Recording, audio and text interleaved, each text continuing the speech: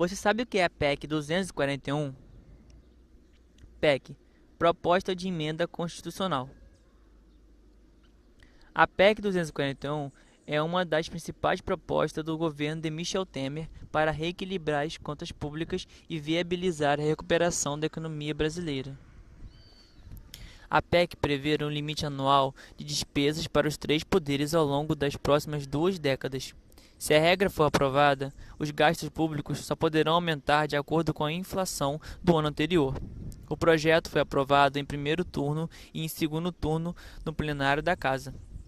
A proposta ainda será votada no Senado antes de entrar em vigor. A premissa que orientou a criação da PEC é por fim a sequência de rombos nas contas públicas brasileiras. Evolução do gasto público em relação ao PIB. Trajetória de crescimento da despesa pública em projeções futuras que com ou sem a PEC 241.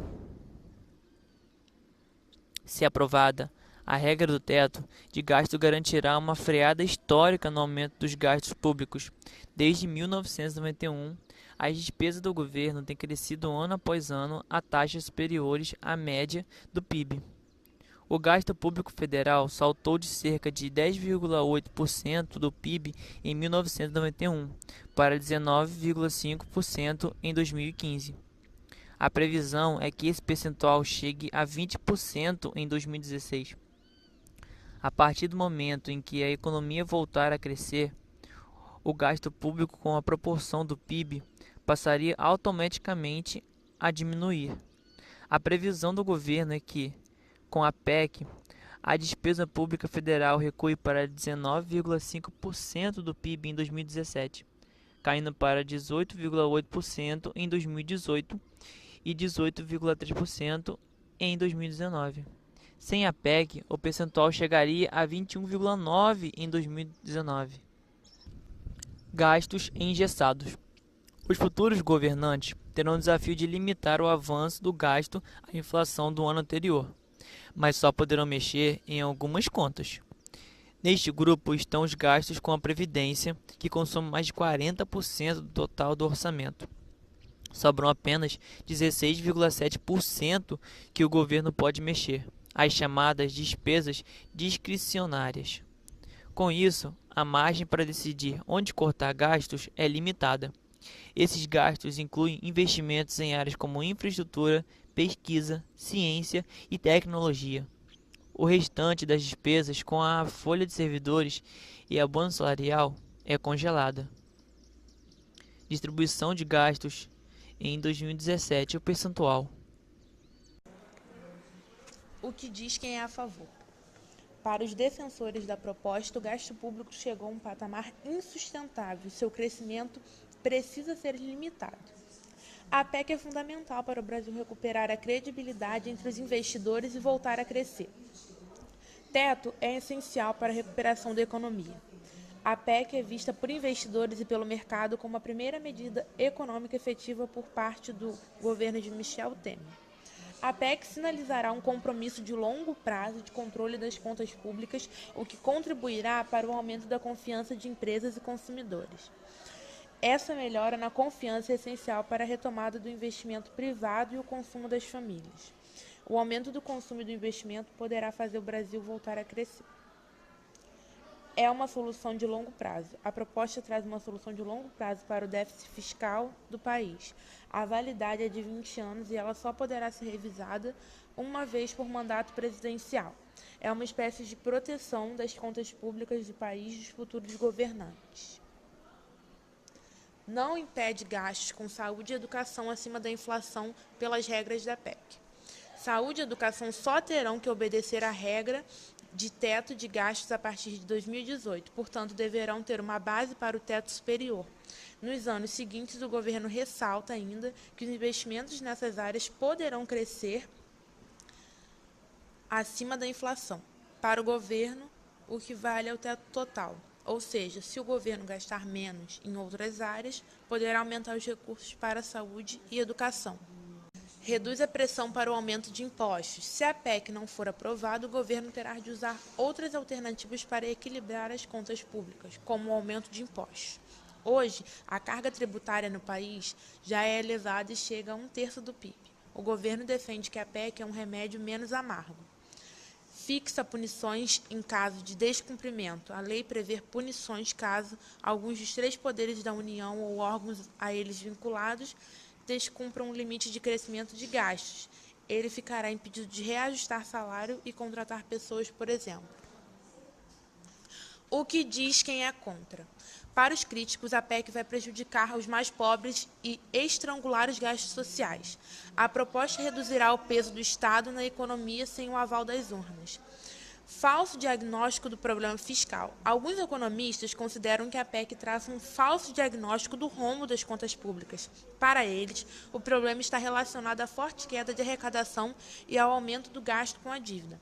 As principais causas para o crescimento do endividamento seriam os gastos com pagamentos de juros, as renúncias fiscais e a política de acúmulo de atividades, reservas internacionais e créditos junto ao BNDES, com remuneração menor que as taxas de mercado. Prazo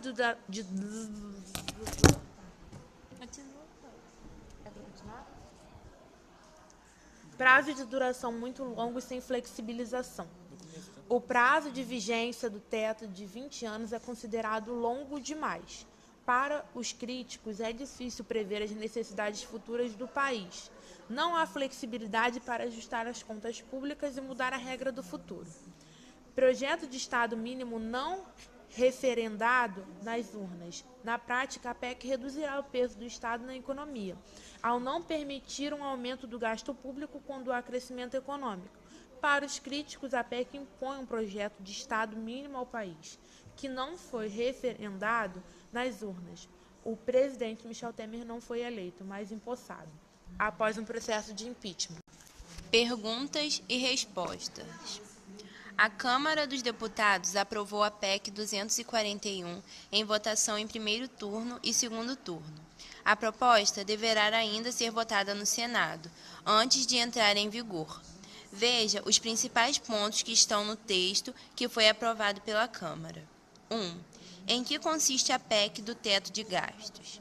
A proposta de emenda constitucional, PEC, muda alguns dispositivos da Constituição de 1988 para criar o chamado novo regime fiscal.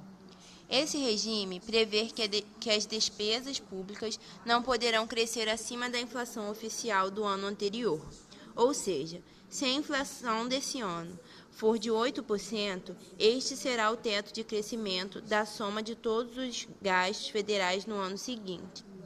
A PEC prevê que o teto valerá pelos próximos 20 anos. 2. O que falta para a PEC 241 ser aprovada? O projeto foi aprovado em primeiro e segundo turno pela Câmara. A proposta ainda precisa ser votada no Senado. 3. Esta regra poderá ser mudada somente a partir do 10º ano da PEC 241. O presidente da República que estiver no poder poderá enviar um projeto de lei para mudar a forma de correção do teto. Ele não poderá editar medidas provisórias. O presidente Michel Temer afirmou a PEC poderá ser vista daqui a 4 ou 5 anos, para não engessar a administração federal, se a economia brasileira se recuperar nesse período. 4. A regra será igual para gastos com saúde e educação? A correção dos limites pela inflação medida pelo IPCA do ano anterior só valerá para as despesas com saúde e educação a partir de 2018. 5. O governo poderá abrir créditos suplementares? Não. O governo será proibido de abrir crédito suplementar ou especial que amplie o limite das despesas públicas. Essa modalidade era usada para reforçar o orçamento e costumava ser autorizada por lei ou decreto do Executivo. 6. Há gastos que não precisam obedecer o teto? Sim, em 5 casos. Primeiro, transferências constitucionais, como o repasse de recursos da exploração de petróleo a estados e municípios.